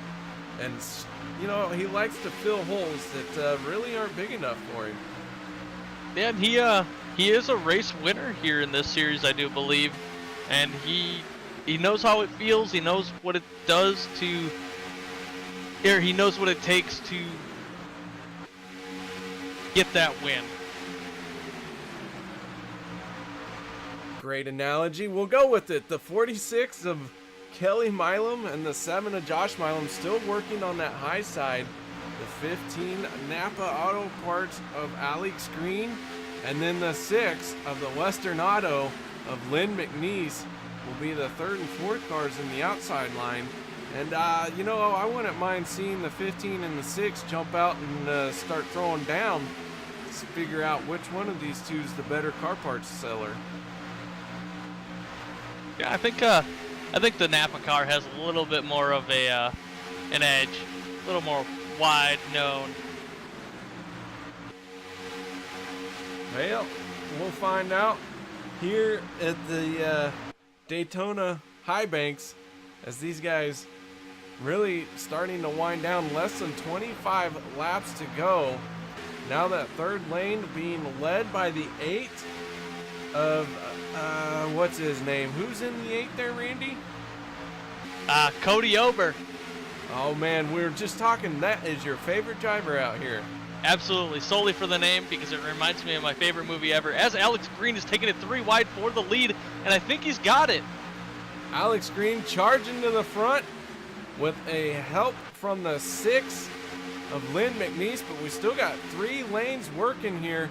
The 95 of Jordan Wright trying to hold on to the lead, and I believe that is going to give Alex Green his first lap led, and it is. Score that one for Green. Now he is out front, but he is in the middle of this 3 wide battle, several rows deep here at Daytona. Yeah, they're 3 wide for about 4 rows deep for that for the lead back there, and very, very stable. They could have stayed like that for the rest of the race, I'm sure. Now Alex Green, Dwayne Cooper making contact with Jordan Wright. Dwayne gonna chase the car up into the 7. 93 and the 3 are spinning. Ernie Williams going around again. The 17 machine of Trishan Walker getting in trouble. Black smoke billowing from that thing. Trying to dodge the 91. Ernie Williams caught up in yet another accident here, along with the 3 of Robert Payne. And that all started with Dwayne Cooper trying to get cut down in front of Jordan Wright. We're going to back this up here a little bit. Randy, what did you see? I saw Ernie Williams getting a little bit loose, and I want to go look again. It wasn't Ernie Williams. It was Isaiah. I got to find his name. All the changes. Isaiah Dupree in the 93. Looked like a little bit of a checkup happened right in front of Isaiah as we're going to go on aboard with him. Contact being made. We'll back this up one more time. Watch the 00, that orange machine, as he goes down from the second lane. Contact with Jordan Wright. Checkups all around. except for the memo didn't make it to the car behind Isaiah. Around and around he goes. Yeah, I don't want to call fault, but it looked like the 3 just didn't check up with everybody else, and you know, that's what it looked like. It's just hard to see in that situation. You know, no fault to the 3 there. Dwayne Cooper and the 95 making contact going into turn 3. Dwayne had to chase the car up the track. That allowed everyone to check up, and the 3 just late to the party. Looks like the 28 got caught up of that Derek Conley. Ooh. Stephen Herman in the 71 looked like a linebacker going through that thing. No slowing down, no dodging. He was on rails. We're gonna watch this from his point of view because that was a wild drive through that 71 machine as we go on the board with Stephen Herman as he goes down the backstretch here. I was just looking at the live view of things, watching everything on pit road, and I'd seen the 15 of Alex Green got loose on pit road and spun her around. Lost a couple positions on pit road. That's not good, but the 71 of Stephen Herman, full lineback mode, plowing into the side of the 17 machine. So that was a wild ride for Tristan Walker. So while we're watching those replays, Alex Green, who was one of our front runners, having an issue on pit road.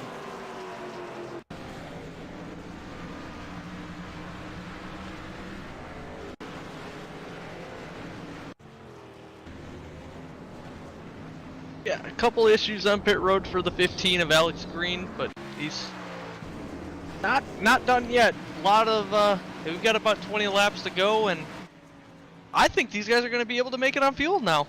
They're going to have to try. Now, did he lose it coming off of his pit box or into his pit box? Coming off of his pit box. Gets the throttle down, rear end goes around on him, bunches the field up as the 61 tried to get into his pit stall as well. And so Alex Green, a little overzealous on the throttle out of the pit box, losing a lot of ground here after just making his way back to the front. Would not surprise me to see him back to the front again in the next 10 laps. With 20 laps to go, race really starting to wind down now. Kelly Milam, he's back out front. Yeah, he's been up there all night. I think he's planning on staying there. I think he's got it checked on the calendar for being up front tonight. Can Kelly Milam hold on to this lead? Will he be our second race repeat race winner? Yeah, there we go. Gonna get it nailed out sooner or later. But he's got to go back to back here. If he can do it in back to back style, man, I'll tell you what, just gonna put a cherry on the topping of what has already been a great season for this 46 machine. Yeah, and I kind of want to strike a deal with you, KR. Sure. All right, I'll tell you what. I will go back to math class if you go back to speech class. Well, problem is yeah. Let's do it. I like the way you're talking. Do a little bit of housekeeping though, real quick. We do have several cars now from this most recent yellow who have pushed it behind the wall. In a 22nd will be the 93 of Isaiah Dupree. Ernie Williams will finish 23rd in the 91. The 3 of Robert Payne, 24th. Rick Greenaway in the 1 machine will be 25th. And Landon Loper in 26th. All those cars behind the wall for right now. And their race being done. I got through that one all right. I don't need no speech class. We'll wait till the next one. No. We are 1 to green, it looks like, as there's no lights on the pace car. As they brought out that pretty Porsche tonight for the pace car. They were afraid the Mustang was going to lead too many laps. The Mustang couldn't lead even if it tried. It'd break down. I don't know. I think Kelly Milam's running a Mustang. The trail. Oh well. Len McNeese in first place. Kelly Milam on his outside. Rick Seabrandt's on the outside of row 2 and Josh Milam on the inside. That's going to be your starting rows for this restart.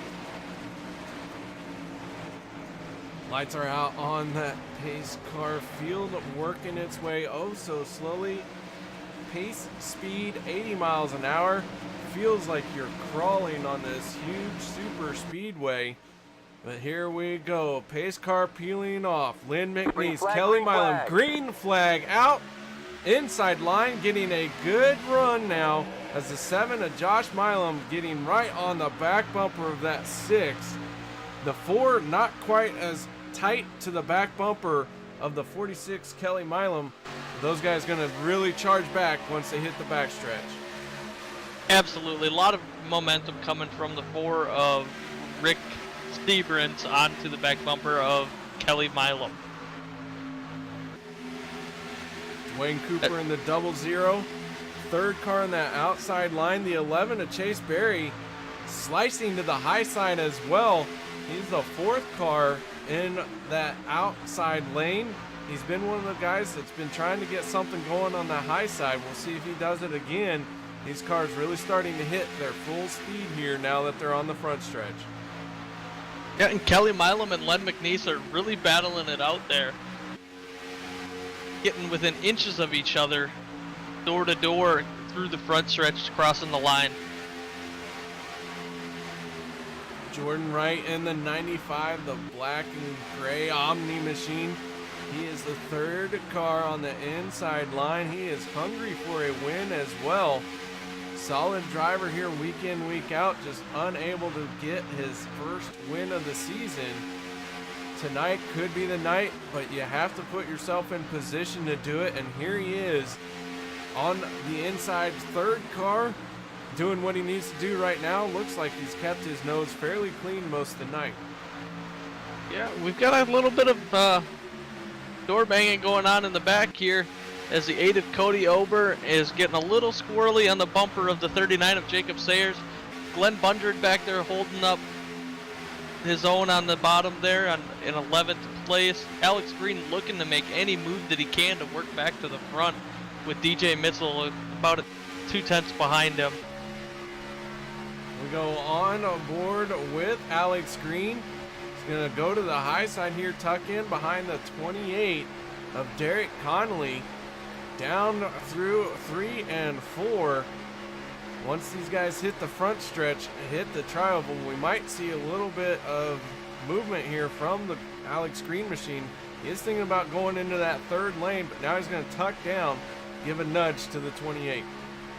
I like what you did there. You said the Alex Green machine. It kind of rhymed.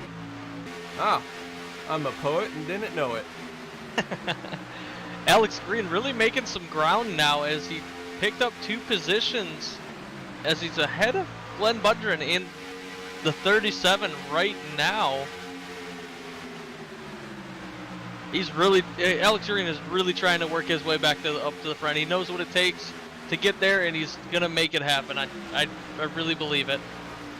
We got 2 cars that have fallen a little bit off the pace here of the lead pack. That's the 51 of Travis Elliott and the 43 of Richard Fletcher. Richard Fletcher running an iconic paint scheme, that powder blue and red STP 43 machine. Looking very solid all night tonight. Got caught up in an incident earlier tonight, but so far here he is. Right now he is in 17th place after starting 23rd. Yeah, and I think those guys are going to try and save some fuel because I don't know. These guys might be able to make it. I'm not 100% sure. We did have a caution with 20 to go, but I don't know. Maybe it was a little bit earlier than that, so I'm not 100% sure if these guys are going to be able to make it. I think most of these drivers can. It is going to be very, very close. That caution did help, but a lot of it's going to come down to how hard into the throttle are they lap after lap. And I really and curious to know if they can make it. Guys like Kelly Milam and Josh Milam, I do believe are going to be able to make it because they've worked the system. I mean, seen those guys stretch it an extra 2 to 3 laps earlier this race because we were told that it was 20.4 laps, and those guys made it about 22, 23 laps. So I'd expect those guys to make it, but I don't know about anybody else if they're going to be really paying attention or if they're just going to run it till it dies kind of thing. At some point, you gotta hope you can just cross the start-finish lines. Ooh, man, the 8 machine of Cody Ober into the wall. Looked like he had a little bit of help from the 61 of DJ Mitzel to get there. That has put Cody way off pace. He's trying to get that thing back up to speed now, but with no drafting help until Tristan Walker in the 17 and the 84 of Aston Belvin come and pick him up. And they are 3 seconds behind him, so Cody Ober going to lose a lot of ground here. Yeah, and that's really unfortunate. I was really hoping that I could talk to him in a post-race interview, but we still got a lot of racing left as we come to 11 laps to go here. Lynn McNeese on the inside. McNeese has led 13 laps here tonight. That 46 machine has led 35. He has locked down the most laps led. Kelly Milam getting more and more points. He's won stages, he's won a race, and he's led the most laps again here tonight. But the race isn't over yet, and leading the most laps, they don't give trophies for that. Definitely not. I mean, you might get a couple extra points, but the only lap that matters is the last one. Meanwhile, on the very high side, a third lane starting to form up.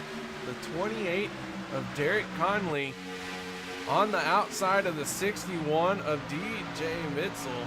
DJ in the middle there. The 37 of Glenn Bundren on the inside. Glenn going to get a good run here. He's going to pass several cars on this inside line as Jacob Sayers was running the middle and decided to stay high instead of shut the door on Glenn. Yeah, Glenn Bundren definitely going to be able to suck up to the 95 of trying to find it. Jordan Wright, and close the door on Jacob Sayers from getting that position ahead of him. Ooh, Doug Rice, big wiggle. Looked like he got a little bit of a door contact. And Ooh, 11 we got the Chase 11 in the Berry wall. Cars going around. Scott Bellum in the 07. The 28 of Derek Connolly. Alex Green collected in that one. The 35 collected in that one. 35 being Douglas Rice. 43 of Richard Fletcher. 61 of DJ Mitzel. 07 of Scott Bellum. Lots of cars involved in this one. Go to our Maxspeed TV replay here. You see the 28, the 61, the 15, the 35, and the 07 all running very close together here. 3 wide coming off of turn number 4. Going to make a little bit of contact through the tri-oval. The 11 just touching the 39 is what sets this off.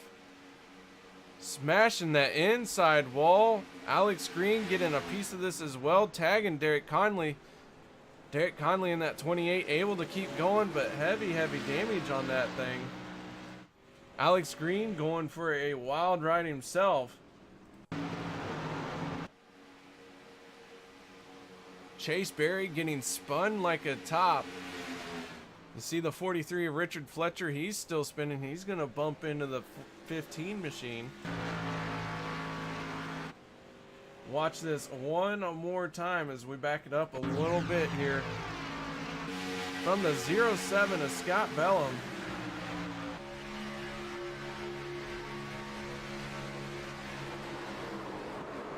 Just get hooked and you gotta feel entirely helpless in a situation like that. Scott gonna jump up off the wall there one more time, but he's able to get that going as we're inside 10 laps to go. A lot of cars on pit road getting some damage fixed here. Lots of cars on pit road. Trying to get, well, showing one car on pit road right now. The dots definitely came down. We've got Scott Bellum, Isaiah Dupree, or no, not Isaiah Dupree, Scott Bellum, Douglas Rice, Alex Green, Art Chase Berry, DJ Mitchell, Travis Elliott, all coming off pit road now. So lots of cars coming, getting damage fixed to try and finish this race.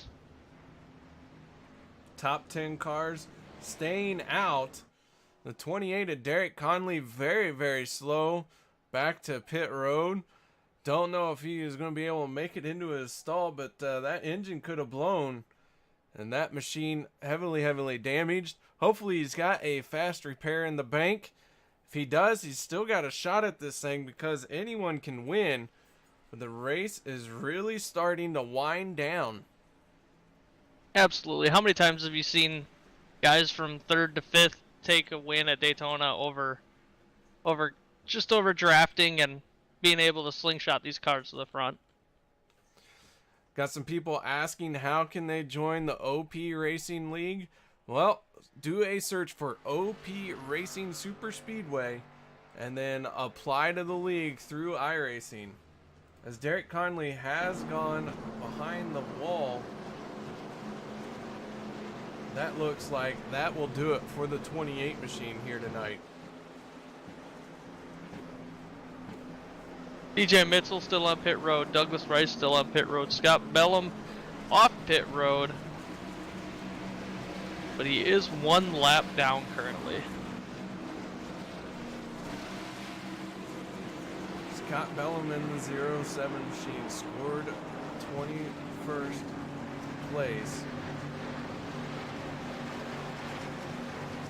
I am trying to get word with Derek Conley, and it does look like for sure he is done for the night. Which really stinks because he was having an awesome race running with these guys and just got caught up in one too many wrecks to keep that thing on the track. He just didn't want to cause any more havoc. Bit of an unfortunate ending to a great night of racing for him. Several other cars behind the wall, we mentioned them all earlier, the 93, the 91, the 3, the 1, and the 23. All those guys now being joined by the 28 of Derek Conley. Yeah, we should have about 3 to 4 laps to go when we take the green flag. Maybe 5 laps.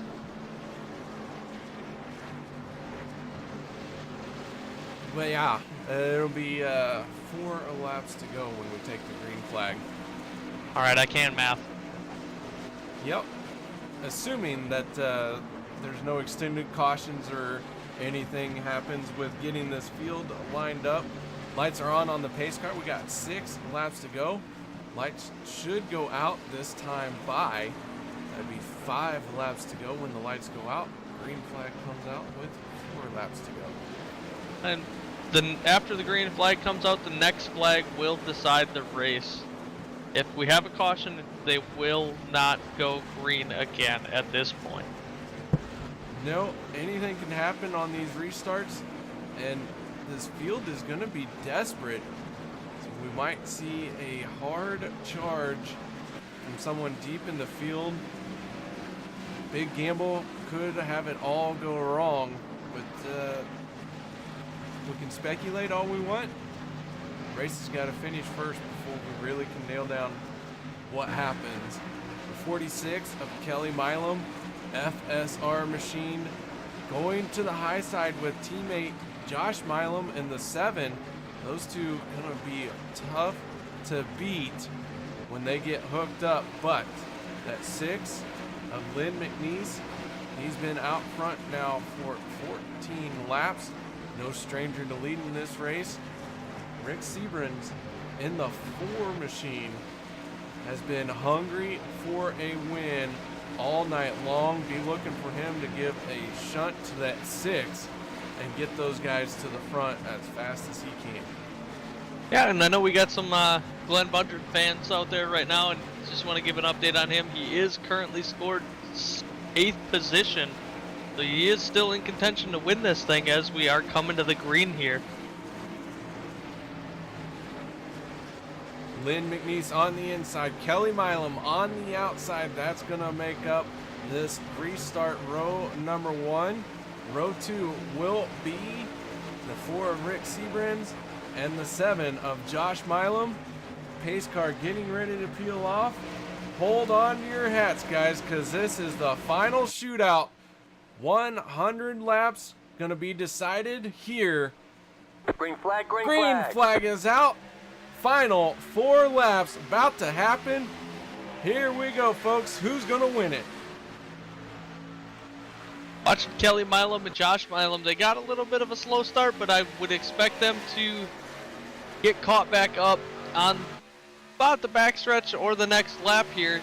Dwayne Cooper, Rick Seabrins, and Len McNeese really have a good run here going on that inside, kind of leaving Jacob Sayers behind.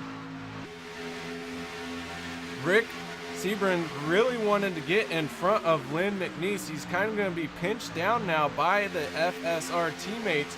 They don't want to give Rick any room to get a run on the 6th and squeeze through in the middle somewhere, so they have got to run right on his door panel. Meanwhile, the 37 of Glenn Bundren going to the high side all by himself right now. Nobody working with him just yet. He is going to try to get to the front on his own here. We had a big wiggle from Rick Seabrins there at the line, able to collect it and stay in second position as he's battling for second with Kelly Milam. Jordan Wright in the 95 going to go to the high side now. He's being left high and dry. Kelly Milam by a nose down the backstretch.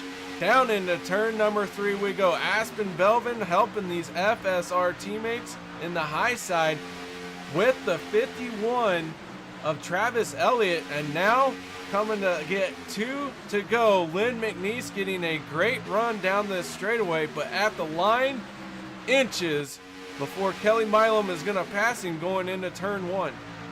Starting to look 3 wide. I bet these guys are going to make it 3 wide as soon as that white flag waves, and they're going to try and push their way to the front, try to get that win. I would really like to see a 3 wide finish for the lead. That would be really exciting. Lynn McNeese holding on to that inside line. The 4 of Rick Seabrins doing all he can. Dwayne Cooper going to make it 3 wide with Aspen Belvin. Dwayne going to turn the 7. The 7's going to get into the 6.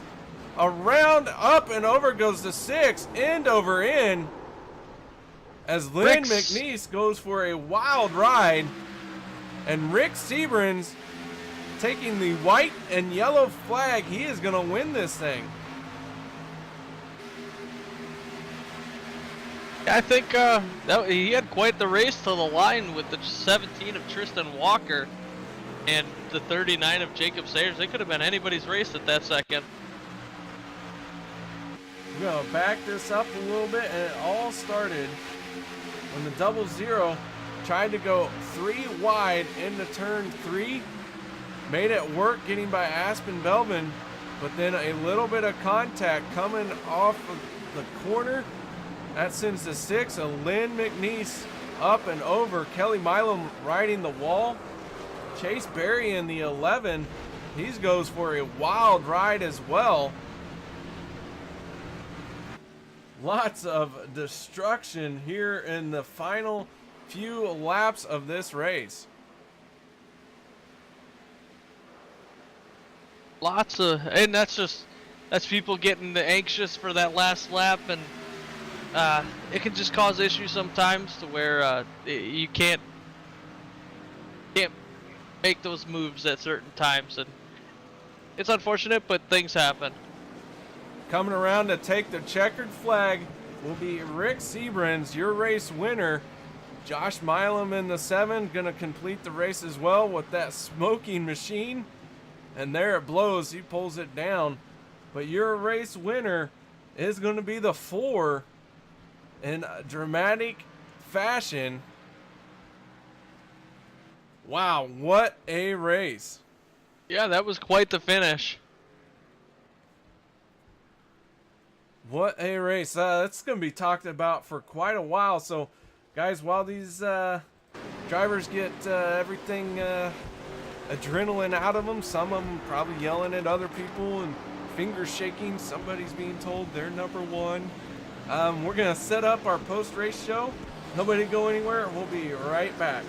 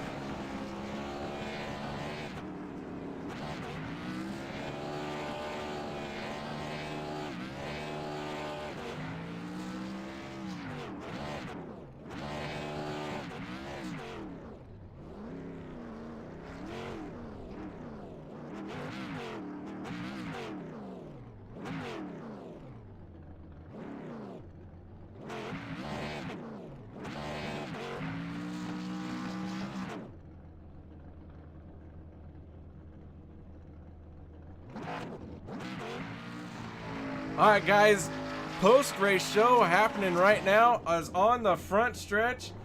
Rick Sebren's burning down those rear tires, getting his race win, first one of the season. Rick, congratulations.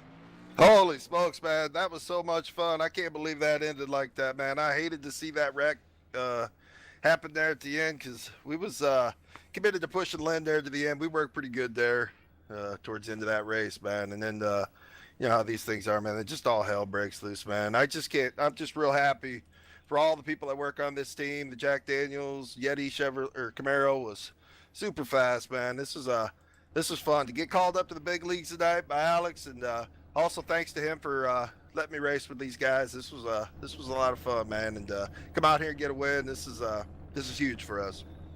Well, Rick, your first race, as you mentioned, here in the big leagues, and you win it. But as you said, you know, you were content to push, and Lynn ends up going airborne end over end. Wild finish. This will be a finish talked about for a while now, but that 4 machine was no slouch all race long. Yeah, really got to say, I hope everybody's okay too. That was a pretty hard hit he took there, getting up in the air like that. But yeah, we've been having a lot of fun on Saturday nights in the K&N cars, and to come over here and first time out and get a win, man. It's really cool, especially this caliber of drivers, man. With this group, this is a lot of fun. All right, Rick. Well, any other sponsors, people you would like to thank before we let you go? Yeah, just Jack Daniels, Yeti, Devil Dog Racing for giving me this opportunity. This is great, and I can't wait for next week, guys. Thanks a lot for the broadcast. All right, that is your race winner, the 4 machine of Rick. Is it Sebren's? Yep, Sebrands for sure. There we go. We got it. Rick Sebrands in the 4 machine, picking up his first win in his first start here in the big leagues. Congratulations. Thanks, guys. All right, now I believe Randy Post has our second place finisher, Jacob Sayers. I have caught up with Jacob. Jacob, I want to just say congrats on second place tonight. What were you thinking on that last lap coming to the wreck? Prior to the wreck, what was your plan? I had it to the floor. All I was focused at was that finish line. I knew I got hit by Tristan. I kept it straight, and I was just focused for that line. How was the rest of the race? Did you get caught up in any of those wrecks?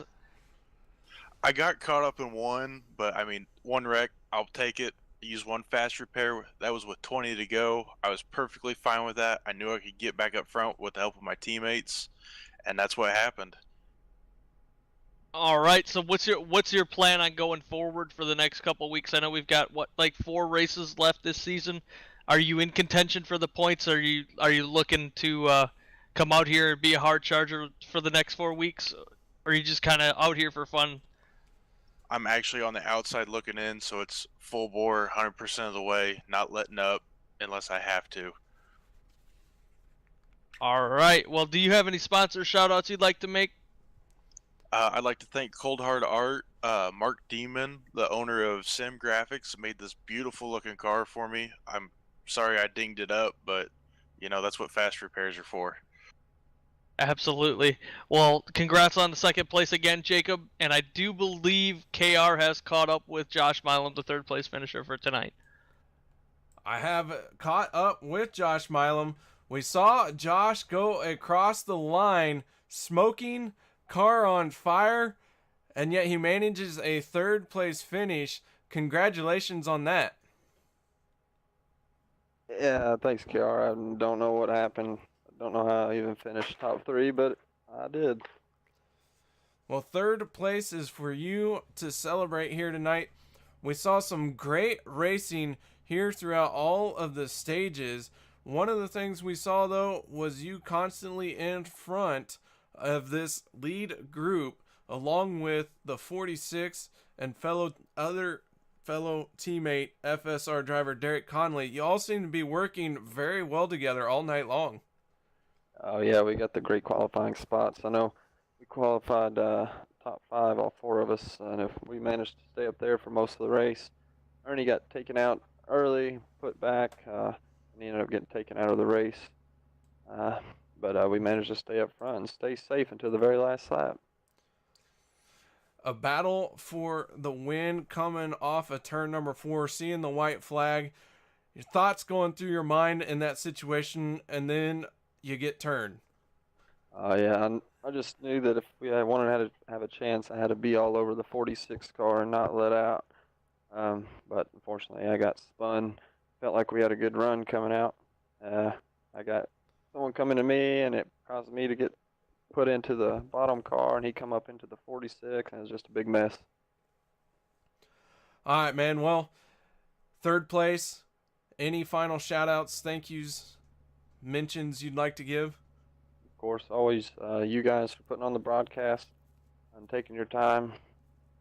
Alex, Cody, and Mark, Robert for running the league, Derek for painting the cars, and all my teammates for helping me finish where I finished. All right, man. Well, Josh, congratulations on third here in this league. With how crazy it is, you were leading the points. Looks like you're probably going to pad your points lead a little bit more here tonight. So good takeaways from here, even with a car on fire across the start-finish line. Oh, yeah, I can never complain about a top 3. I think that's where I'm averaging here lately, top 3, top 5. So, and I'll take it. All right, the 7 machine, Josh Milam. Thank you very much, Josh. But Randy, our post-race show isn't over yet. Wild finish. Tell us a little bit about what you think you saw happen there. I saw a lot of really good racing tonight. I mean, we had very minimal cautions. That last lap one, with just a maybe not a great move, but I definitely think we had some absolutely great racing tonight. I saw some spectacular racing. A lot of 3-wide action being pulled off here at Daytona. Next week, though, I don't know if we'll see as much 3-wide action. We are going to be at the 2007 scanned Daytona Speedway. All the bumps and bangs and every part of that track that could be rough is. And it's going to put on a heck of a show. Make sure you guys are here for that next Monday at 8 p.m. Central. But before we let you guys go, let's run through our final results. And it will be the 4 machine of Rick Sebrans winning this thing. Jacob Sayers second. Third place going to Josh Milam. Fourth, Tristan Walker. Fifth was Alex Green. Sixth place going to Glenn Bundren. Seventh, Aspen Belvin. Eighth, Travis Elliott. Ninth was Richard Fletcher. And 10th place will be Cody Eldred. Jordan Wright will be 11th. 12th will be DJ Mitzel. 13th, Dwayne Cooper. 14th, Stephen Herman. And Chase Berry will end up in 15th spot. Randy? Glenn McNeese taking 16th. Cody Ober taking 17th. Kelly Milam 18th. Scott Bellum 19th. Douglas Rice 20th. Derek Connolly 21st. Isaiah Dupree 22nd. Robert Payne 23rd. Ernie Williams Jr. 24th. Rick Greenaway 25th. Landon Loper 26th. Mark Vega 27th. And Josh Durham 28th. All right, and that is our results. Guys, thank you very much for joining us out here tonight. What a spectacular race. And we hope to see you tomorrow as the Racing for a Cause tackles Bristol in the Blood Clot Awareness 150. That will happen at 8 p.m. Central. That's tomorrow. Guys, have a good night.